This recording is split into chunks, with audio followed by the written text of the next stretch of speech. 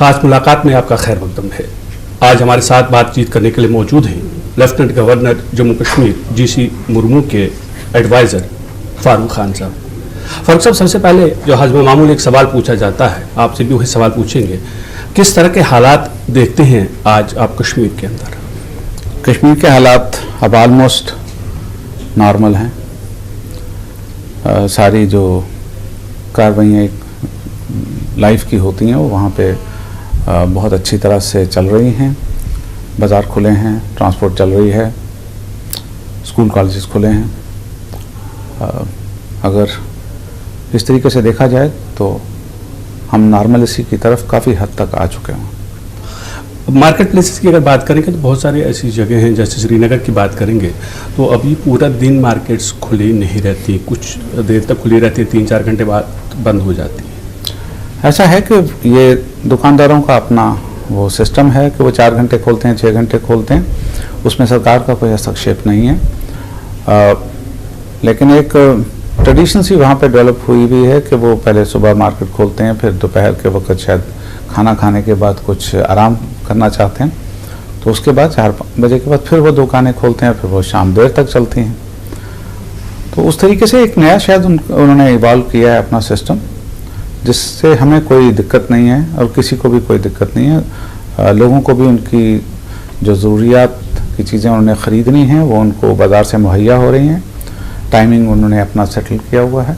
तो उस तरीके से ये इस फिनोमेना को अगर आप सोचें कि इसको कोई खूबसूरत सा आप लोगों ने नाम देना, तो ऐसा कुछ नहीं है। एक उन्होंने अपनी सहूलत के मुताबिक शायद ये सब कुछ कर रहे हैं।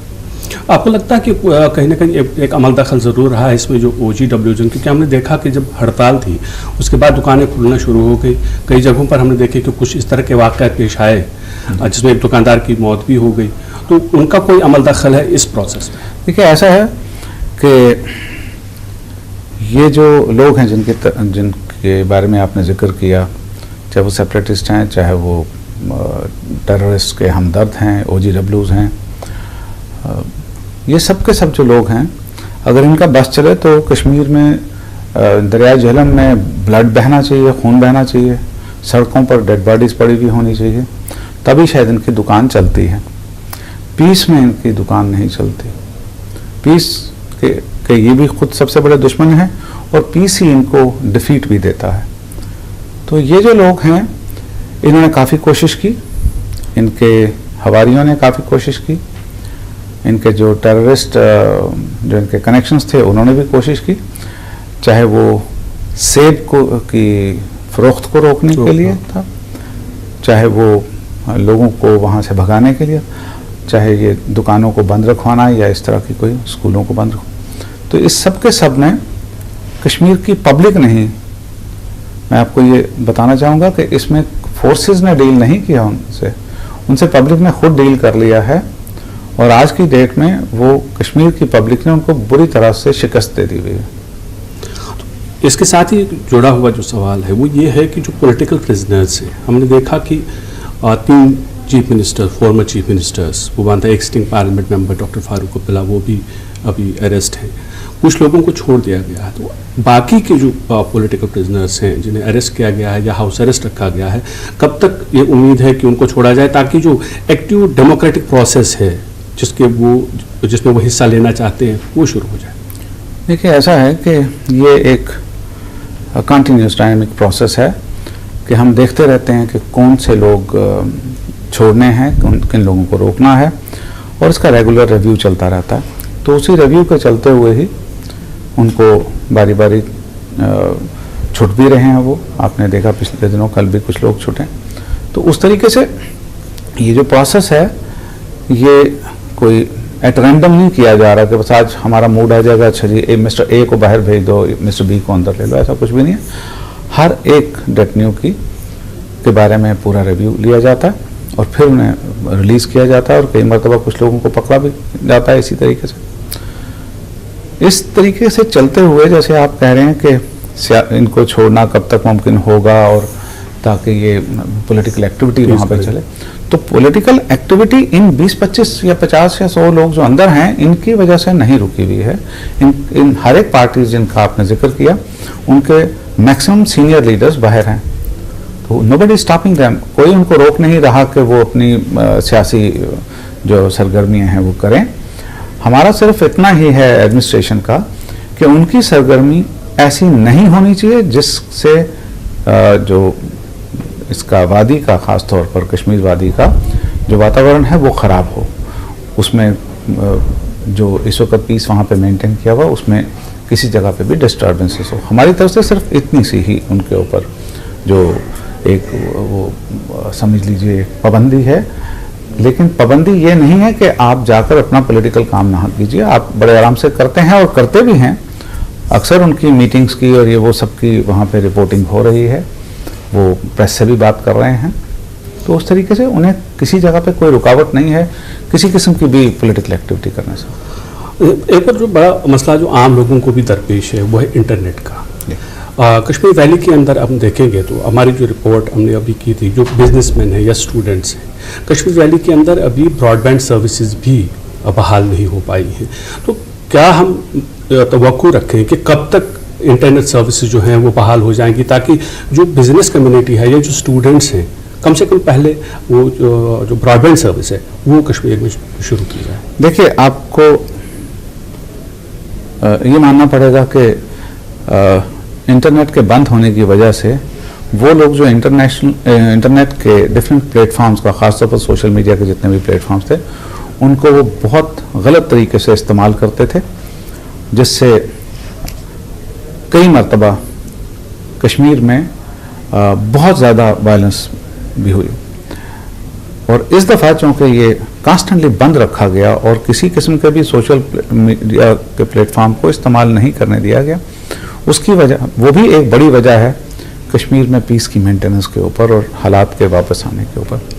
वरना ऐसे ही जिस वक्त कश्मीर के हालात बनते थे पुराने वक्तों में, तो अनफॉर्चुनेटली बहुत लोगों की डेथ हुई उनमें। आप पीछे जब मुड़कर देखते हैं 16 में क्या हुआ, 14 में क्या हुआ, उससे पहले। तो इस दफ़ा मैं श्रेय देता हूं कि इंटरनेट का जो बंद होने का जो एक निर्णय लिया गया था, एक फैसला लिया गया सरकार की तरफ से, उसने बहुत हद तक मदद की है लाइफ और प्रॉपर्टी को बचाने में, कि उनका नुकसान ना हो। और जहाँ तक इंटरनेट को खोलने का ताल्लुक है, तो आपने देखा कि जितनी भी वैली में जितनी भी ये दी गई रिलैक्सेशन दी गई, बारी बारी दी गई। और इंटरनेट का भी आज रिव्यू चल रहा है। मैं आपको कोई डेडलाइन तो नहीं दे सकता, लेकिन इशारा तो दे दीजिए कब तक चलेगा? हम शायद आप देखेंगे जल्दी ही, आपके अंदाजे से शायद जल्दी ही हो जाए, तो वो हो जाएगा। लेकिन कुछ पाबंदियां तो रहेंगी ज़रूर। सोशल मीडिया के ऊपर डेफिनेटली कुछ ना कुछ तो अंकुश लगा कर रखना पड़ेगा। हम स्टूडेंट्स की ख़ास तौर के ऊपर और बिजनेस कम्युनिटी की जो मुश्किलात हैं इंटरनेट ना होने की वजह से, हम उनसे बखूबी वाकिफ़ भी हैं और हम चाहते हैं कि उनकी ये जो डिफ़िकल्टीज़ हैं वो जल्द अज जल्द रिमूव हों। और उसी सिलसिले में जो ही रिव्यू होकर ये देख लिया जाएगा कि अब इंटरनेट को सेफली खोला जा सकता है, तो जल्द ही आप देखेंगे कि वो भी खुला हुआ होगा। जी, कश्मीर वैली की बात है। जम्मू के लोगों का कहना है कि जम्मू डिवीज़न में तो हालात ठीक हैं, लेकिन यहाँ मोबाइल इंटरनेट सर्विसेज अभी तक बहाल नहीं हुई। देखिए, ऐसा है कि इंटरनेट का कुछ जो गलत इस्तेमाल था वो शायद जम्मू रीजन से भी कई जगहों पर होता था और पहले भी हुआ है। इसलिए ये मुनासिब समझा गया कि दोनों खित्तों में बंद रखा जाए अभी इसको, और जब खुलेगा तो खुलना शुरू हो जाएगा। तो मिलिटेंसी की अगर बात करेंगे तो हमने ये देखा कि एक ऐसा दौर था, अभी एक सीनियर पोजीशन पे थे पुलिस में, आपने 90s में जब शुरुआत हुई, 2000 में आप IGP भी थे, तो उस वक्त की जो मिलिटेंसी थी उसमें हमने ये देखा था, तो एक तो रैंडम किलिंग्स होती थी, IDs का इस्तेमाल किया जाता था। फिर एक ऐसा दौर आया जब IDs कम हो गई, अब दोबारा IDs का इस्तेमाल होने लगा। अभी पिछले दिनों हमने देखा, चाहे पुंछ का इलाका हो या फिर वैली के अंदर जो जम्मू श्रीनगर नेशनल हाईवे पे देखा, एक ID डिफ्यूज़ की गई। अभी रिसेंटली सोपोर कुपवाड़ा जो रोड है वहाँ पर ID डिफ्यूज़ की गई। आपको लगता है कि ये कोई शिफ्ट है या कि कैसे देखते हैं आप कोई IDs का इस्तेमाल दोबारा हो? इसमें ऐसा ही है, जो टेररिस्ट जितने अब रह गए हुए हैं तो नंबर उनका बहुत कम हो गया हुआ है प्रीवियस ईयर से जिस वक्त हम देखते हैं, और फोर्सेस का दबाव भी बहुत सख्त है उनके ऊपर बना हुआ। तो ये जो है कोई स्ट्रेटजी बनना कि जी उन्होंने अब आईडी स्टार्ट कर दी है, ठीक है, आईडी लगाई 2-4 उन्होंने बॉर्डर एरियाज में कहीं कहीं लगा दी है। अनफॉर्चुनेटली एक आईडी में हमारा अच्छा खासा नुकसान भी हुआ। ये कोई फिनोमेना कहें तो ऐसा नहीं है। स्ट्रेटजी इस वजह से भी है कि इनके पास हथियारों की कमी है और ये आईडी की तरफ जाना चाहते हैं, जो वहाँ पे ये किसी तरीके से मैन्युफैक्चर कर सकते हैं क्रूड आईडीज़ को। लेकिन फोर्सेस जो हैं जो इनसे डील कर रही हैं वो इस मामले में बहुत चौकन्ने हैं, और तभी आपने देखा कि जहाँ पे एक अगर आईडी लगी तो ने नुकसान किया, तो वहाँ कितनी आईडीज़ को डिफ्यूज़ भी किया गया है। वो क्लियरली शो करता है कि सिक्योरिटी फोर्सेस और पीस मेंटेनिंग फोर्सेस जो हैं वैली में काम कर रही, वो इस थ्रेट से अच्छी तरह वाकफ़ हैं और उसको पूरी तरह से काउंटर भी कर रहे हैं। ये तो हम मेन लैंड की अगर बात करेंगे, अगर हम कंट्रोल लाइन या बॉर्डर की बात करेंगे तो लगातार जिस तरह से सीज फायर वायलेशंस होती है, तो कैसे देखते हैं उसको? और देखिए हमारे पड़ोसी ने बदकिस्मती से शुरू से ही रवैया ऐसा रखा है कि हमें किस तरीके से यहाँ के लोगों को किस तरीके से तंगी पहुँचाई जाए। आप देखोगे कि उनकी जो सीज फायर वायलेशंस का जिस वक्त आप स्टडी करेंगे, पिछले 1 साल को ही अगर आप स्टडी कर लें, बाकी को छोड़ दीजिए, तो आप देखेंगे कि मैक्सिमम नुकसान उन्होंने किनका किया है? यहाँ के सिविलियंस का, जिनके वो ठेकेदार बने हुए हैं, जिनके बारे में वो क्लेम करते हैं कि जी हम ही जम्मू कश्मीर के सबसे बड़े वकील हैं, और उसी जम्मू कश्मीर के सबसे ज़्यादा लोग इनके हाथों से मरते हैं। चाहे ये तो खाली इसकी लाइन ऑफ कंट्रोल की जो सीज फायर वायलेशन है उसकी बात हम कर रहे हैं, उसके अलावा भी जिस वक्त आप पिछले 30 सालों का हिसाब लेंगे तो आप देखेंगे कि हमारे पड़ोसी मुल्क की जो बनाई हुई और आर्म की हुई जो दहशतगर्द तंजीमें थीं, टेररिस्ट थे, उन्होंने सबसे ज़्यादा जो नुकसान दिया हुआ है वो यहाँ की पॉपुलेशन को दिया हुआ है। तो वो साफ जाहिर करता है कि जो पड़ोसी मुल्क है ये सिर्फ एक मखोटा मुंह के ऊपर लगाकर कुछ लोगों को धोखा देने में कामयाब होता है, और उनके ज़रिए अपनी सारी जो नापाक हरकत है वो यहाँ पे इस रियासत, इसमें कश्मीर में ख़ास तौर पर, बाकी जगहों पे भी जहाँ पे भी मौका मिलता है वो करता है। लेकिन बहुत मर्तबा उसको बहुत बुरी तरह से उसको डील भी किया गया है इस हमारे पड़ोसी मुल्क को, और आगे भी अगर उनकी ऐसी गतिविधियां जारी रहीं तो किसी वक्त उनको फिर एक थप्पड़ रसीद होगा जो सारी शायद दुनिया भी देखेगी। और बेरोजगारी का मसला जो है वो तो अगर देखा जाए तो आलमी सतह पर भी काफ़ी बहुत बड़ा मसला है और कौमी सतह पर भी, और रियासत जम्मू कश्मीर भी उसे अछूती नहीं है। जब यहाँ पहले डिस्पेंसेशन थी, जब गवर्नर साहब थे यहाँ असदपाल मलिक जी, तो उन्होंने ये कहा था कि 50,000 नौकरियाँ दी जाएंगी, तो उस पर कोई अपडेट है क्या? जी हाँ, उसमें देखिए ऐसा है कि चूँकि हम रियासत से यूटी में कन्वर्ट हुए तो हमें सारे रूल्स रेगुलेशंस जो हैं हर एक में वो रियासत से यूटी के, चाहे वो होता रूल सेम ही होता, लेकिन उसके लिए भी एक पूरा प्रोसेस होता है कि किस तरीके से जो रूल है वो यूटी का रूल में कन्वर्ट हो जाए। तो वो सारा होने की वजह से शायद थोड़ा दिक्कत आई कि हम फास्ट ट्रैक पर नहीं ला सके, लेकिन हमारे लेफ्टिनेंट गवर्नर साहब इस चीज़ के बारे में बहुत ध्यान रख रहे हैं, और आप देखेंगे जल्द ही बड़े पैमाने के ऊपर भर्तियों का सिलसिला जारी किया जाएगा, और नंबर जो है आप शायद 50,000 से भी ज़्यादा हो चुका हुआ है। हमें एहसास है कि यूथ जो है यहाँ का वो बेरोज़गारी की बहुत बड़ी समस्या से जूझ रहा है, लेकिन हमारी कोशिश एक तो ये है कि जो सरकारी नौकरियाँ जितनी भी हमारे पास अवेलेबल हैं, वैकेंसीज वगैरह, एक तो उनको हम फिलअप करें। उसके साथ साथ जो एक बहुत बड़ी कोशिश की जा रही है वो ये कोशिश की जा रही है कि हम बाहर से इंडस्ट्री को बड़े पैमाने पर यहाँ पर लाएँ, बड़ी इंडस्ट्री आए जो एक बहुत ज़्यादा लोगों को, हर एक लेवल के लोगों को टॉप वो प्रोसेस अभी शुरू होता दिख रहा है। जी हाँ, वो हो रहा है। आपको रिजल्ट्स जब दिखना शुरू होंगे फिर आपको दिखेगा, लेकिन उसके ऊपर काफ़ी कार्रवाई चल रही है।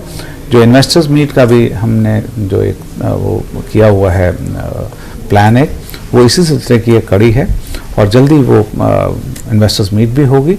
और उसके इन्वेस्टर मीट के अलावा भी बहुत सारे लार्ज बिग इंडस्ट्रियल हाउसेज जो हैं, बिजनेस हाउसेज जो हैं, वो हमारे साथ कांटेक्ट में हैं और वो अपनी अपनी वो बता रहे हैं कि किस किस चीज़ में वो इंटरेस्ट रखते हैं यहाँ पे स्टार्ट करने में। हमें सिर्फ ये थोड़ा देखना पड़ता है कि जो भी कुछ यहाँ पे इंडस्ट्री आए तो वो इको फ्रेंडली हो। और दूसरी उसमें सबसे बड़ी जो हमारी एक नज़र रहेगी कि ये इंडस्ट्री जो भी आए यहाँ पे वो खाली टैक्स बेनिफिट्स को और बाकी चीज़ों को, बाकी सब्सिडीज़ को एक्सप्लॉइट करने के लिए नहीं आए, बल्कि एक proper plan, long term plan के साथ आए और जिसमें ज़्यादा से ज़्यादा जो लोकल यूथ है, जो लोकल जो ट्रेंड और अनट्रेंड लोग भी हैं, पढ़े लिखे, वो उनको ज़्यादा से ज़्यादा वहाँ पे मौके मिलें। तो उससे हमें यकीन है कि जम्मू कश्मीर में से जो बेरोज़गारी की समस्या है वो बहुत हद तक ख़त्म कर दी जाएगी। माइग्रेंट्स जो हैं वो भी एक लाज़िम मलज़ूम हिस्सा है इस प्रॉब्लम का, जिसको कहेंगे। तो कश्मीर अभी लेफ्टिनेंट गवर्नर साहब ने ये कहा कि 31 जनवरी तक जो एम्प्लॉयमेंट है वो पैकेज को आप कंप्लीट कर दें, क्योंकि जो एम्प्लॉयमेंट देना है वो उसमें थोड़ी देरी हो रही है, वो कंप्लीट करें। उनके उनका जो एकोमोडेशन है उसके बारे में भी बात कही गई। लेकिन सबसे बड़ा सवाल ये है कि जो वापसी का है, जो रिहेबिलिटेशन है, उसके बारे में कुछ प्लान नहीं दिख रहा है। क्या सरकार के पास कोई ऐसा प्लान है कि माइग्रेंट्स वापस देखिए, माइग्रेंट्स का जहाँ तक माइग्रेंट्स का देखिए वापस जाने का जहाँ तक ताल्लुक है, तो हम ये एडमिनिस्ट्रेशन जो है वो इस हक में तो है नहीं कि उनको ज़बरदस्ती यहाँ से उठाएंगे और कश्मीर में किसी जगह जाके तो डंप कर देंगे। ये एक वॉलंटरी एक्शन है जी, कि ये वापस जाएं तो उस तरीके से जाएं कि इन्हें, इनके दिमाग में कहीं पे किसी किस्म का कोई खौफ ना हो और उसके साथ साथ वहाँ पे हालात भी ऐसे हों कि ये जाकर अपनी नॉर्मल जो ज़िंदगी गुजारने का को शुरू करें। उस सिलसिले में जहाँ जहाँ पे इनके लिए कोई अकोमोडेशन बनानी है वो बड़ी तेज़ी से बन रही है, बहुत सी जगहों पे कंप्लीट भी हुई है, लोग रह भी रहे हैं और उसके साथ जुड़ी हुई हैं ये नौकरियाँ भी। तो टू बिगिन विद तो ज़्यादा ये होता है कि पहले जिनकी नौकरियाँ लगे वहाँ पे उनके लिए अकोमोडेशन बनी हुई हो, तो उस तरीके से फिर उनके रिश्तेदार भी आएंगे, बाकी लोग भी आएंगे, तो ग्रेजुअल एक प्रोसेस स्टार्ट होगा। दोबारा कश्मीरी पंडित हमारे जो भाई बहन हैं वो वापस अपनी ओरिजिनल जगह पे वापस जाएं और फिर पूरे तरीके से अपनी जो ज़िंदगी है उसको वहाँ पे एंजॉय करें। एक आखिरी सवाल, वो तो ज़ाती सवाल है, वो ये कि फारूक खान गवर्नर एडमिनिस्ट्रेशन में भी एडवाइज़र है, आज लेफ्टिनेंट गवर्नर है। पहले 4-5 एडवाइज़र्स होते थे, आज 2 हैं जिनमें आप भी हैं। तब जो काम होता था उस काम में और आज के काम में कितना डिफरेंस है? देखिए, काम तो वही था। पहले भी हम लोगों की वेलफेयर के लिए जो भी हमारी यहाँ की सरकार ने जो हमें ड्यूटी दी हुई थी उसको सर अंजाम दे रहे थे, आज भी वही काम कर रहे हैं, क्योंकि उस काम के नेचर में फ़र्क नहीं आता है। लोगों का किसी की नौकरी का या काम है या किसी की ज़मीन का कोई मसला है, उसका रियासत होने या यूटी होने से कोई ताल्लुक नहीं होता, उसे सिर्फ अपनी वेलफेयर देखनी है। तो हमारा भी काम वही वेलफेयर को इंश्योर करने का है कि जिस महकमे की जिम्मेवारी हमें दी गई है हम उसको ठीक तरह से निभाएं। और उन डिपार्टमेंट्स के अलावा भी अगर किसी दूसरे डिपार्टमेंट से ताल्लुक़ रखने वाला भी कोई आदमी कभी हमारे पास आता है तो हम उसको भी उनके कंसर्न डिपार्टमेंट्स के ज़रिए कोशिश करवाते हैं कि उनका भी काम जल्द से जल्द हो जाए। खान साहब, न्यूज़ 18 के साथ बात करने के लिए बहुत बहुत शुक्रिया। शुक्रिया। Thank you very much.